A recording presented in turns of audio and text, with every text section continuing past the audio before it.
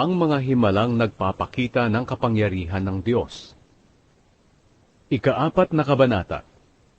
Nagtanong si Moises, "Paano po kung hindi maniwala sa akin ang mga Israelita o makinig sa sasabihin ko? Baka sabihin nila na hindi kayo nagpakita sa akin." Sinabi sa kanya ng Panginoon, "Ano iyang hawak mo?" Sumagot si Moises, "Baston po." Sinabi ng Panginoon, "Ihagis mo sa lupa." Kaya inihagis ni Moises ang baston at naging ahas ito. Natakot si Moises, kaya napatakbo siya. Sinabi sa kanya ng Panginoon, "Hulihin mo ito sa buntot." Kaya hinuli ito ni Moises at muling naging baston.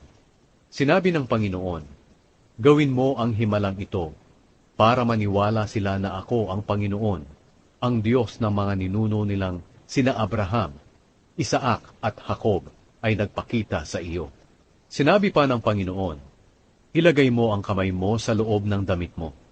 Sinunod ito ni Moises, at nang ilabas niya ang kanyang kamay, namuti ito, dahil tinubuan ng isang malubhang sakit sa balat. Sinabi ng Panginoon, "Muli mong ilagay ang kamay mo sa loob ng iyong damit." Sinunod ito ni Moises, at nang ilabas niya ito, maayos na muli ito, katulad ng ibang bahagi ng kanyang katawan. Pagkatapos sinabi ng Panginoon, "Kung hindi sila maniwala sa unang himala, sa ikalaway maniniwala na sila. Pero kung hindi pa rin sila maniwala sa iyo pagkatapos ng dalawang himala, kumuha ka ng tubig sa ilog ng Nilo, at ibuhos mo ito sa tuyong lupa, at magiging dugo ito."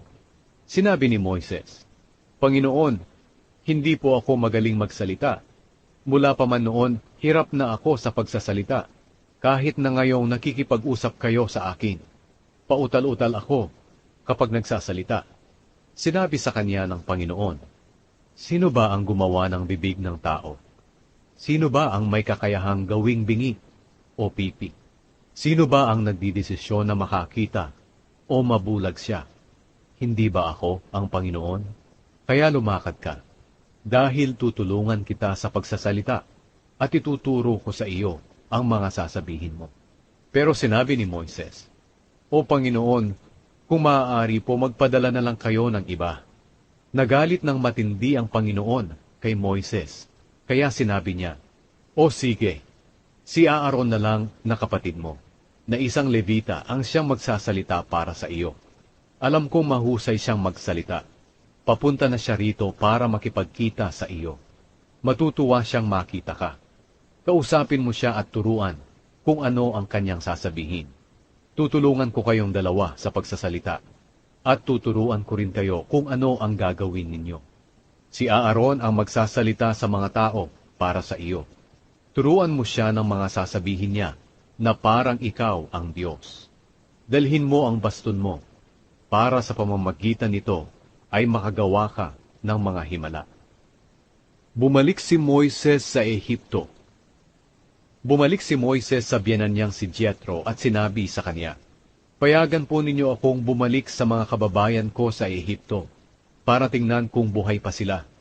Sinabi ni Jethro, "Sige, maging maayos sana ang paglalakbay mo."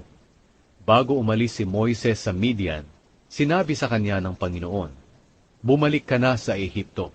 Patay na ang mga gustong pumatay sa iyo." Kaya kinuha ni Moises ang asawa niya at mga anak na lalaki, at pinasakay sa asno at bumalik sa Ehipto. Dinala rin niya ang baston na ipinapadala sa kanya ng Panginoon. Sinabi ng Panginoon kay Moises, "Pagdating mo sa Ehipto, gawin mo sa harapan ng Faraon ang lahat ng himalang ipinapagawa ko sa iyo. Binigyan kita ng kapangyarihang gawin iyan, pero patitigasin ko ang puso ng hari para hindi niya payagang umalis ang mga Israelita.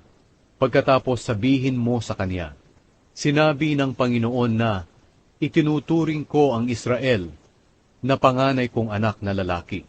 Kaya iniuutos ko sa iyo na payagan mo silang umalis para makasamba sa akin, pero hindi ka pumayag.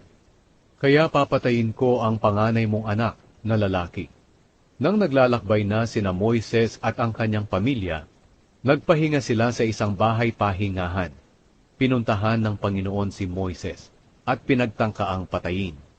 Pero kumuha si Zipporah ng matalim na bato at tinuli ang kanyang anak. At ang nakuha niyang balat ay idinikit niya sa paa ni Moises. At sinabi ni Zipporah, "Ikaw ang duguang asawa ko." Ang ibig sabihin ni Zipporah ay may kaugnayan sa pagtutuli. Kaya hindi pinatay ng Panginoon si Moises. Samantala, sinabi ng Panginoon kay Aaron, "Lumakad ka at salubungin si Moises sa disyerto." Kaya sinalubong niya si Moises sa bundok ng Diyos at hinagkan bilang pagbati. Sinabi ni Moises kay Aaron ang lahat ng iniutos ng Panginoon na sabihin niya, at ang lahat ng himalang iniutos ng Panginoon na gawin niya. Kaya lumakad ang dalawa at tinipon ang lahat ng tagapamahala ng Israel. Sinabi sa kanila ni Aaron ang lahat ng sinabi ng Panginoon kay Moises. At ginawa ni Moises ang mga himala sa harap ng mga tao. At naniwala sila. Nang malaman nilang nagmamalasakit ang Panginoon sa kanila at nakikita niya ang mga paghihirap nila, lumuhod sila at sumamba sa Panginoon.